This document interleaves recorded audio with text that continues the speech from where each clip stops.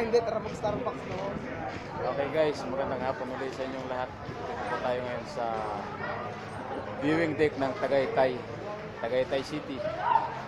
Diyan po ang Tagaytay Rotunda, kabila lang po ayan.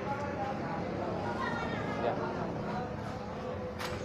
Tagaytay Rotunda po yan. At ito naman sa kabila, yan ang Taal Lake kung saan nandyan ang Taal Volcano. Sumabog kahapon. January 12. Ngayon naman ay January 13 hapon. Bali isang araw na ho. Isang araw na ho lumipas. Yan. Ako'y pumunta rito para lamang makisuso kung sakaling maswertein kung sumasabog yung vulkan kasi gusto kong magkaroon ng experience paano makakita ng live. Kahapon maganda. Kita-kita yung sumabog.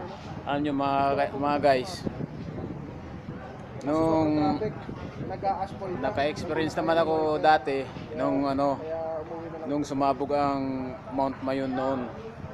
Nakaso nasa bus ako, nasa sasakyan ako eh, kitang-kita lang sa bintana yung lava ng Mayon. Nasa sasakyan ako sa bus papauwi ng Samar. So ayun, gusto ko talaga yung makita ang live explosion kasi pambihirang pagkakataon nito, hindi katulad ng bagyo, taon-taon dumadating itong ganito ay pambihira, dekada o kaya centuries. 1960 pa. Okay. 1960 pa daw yung maging putok nito eh. So that's it guys. Tayo pumunta rito galing Maynila para lang makiusyoso kung paano sumabog ang isang bulkan. Kasi so sabihin natin ignorante ako. O sige, sabihin nyo na ignorante pero para sa akin, opinion ko yan. Mahalaga sa akin ang mga ganong kaganapan. Yan. Nandito lang tayo ngayon sa Tagaytay. Ayan may mga tao naman dito. Kukuha din sila ng mga pictures. Yun. 1997. Sabi ko sinabi niya nila kuya. Kasi katatandaan nila kuya. So guys, yan lamang po gusto kong ipakita sa inyo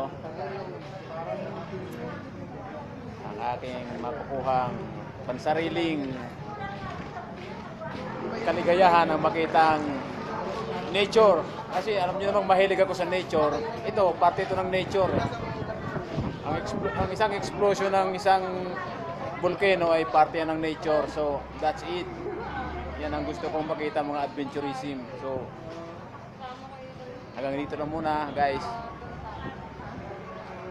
Sa inyo na lang yun. Kung magustuhan nyo ang aking video ay okay lang. So, paalam muna. Sunod na kaganapan na to. Ang susunod na kabanata. Thank you guys. This is the viewing deck of Tagaytay City. Tagaytay City viewing Taal Lake. Taal Lake surrounds the volcano of Taal. So that's it ha. Thank you.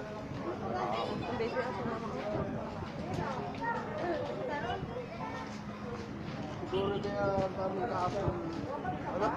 Yung sobrang traffic kahapon. Siguro yung mga tiga Manila. Nagsita ka sa mga Tagaytay. Mga nagsiyo.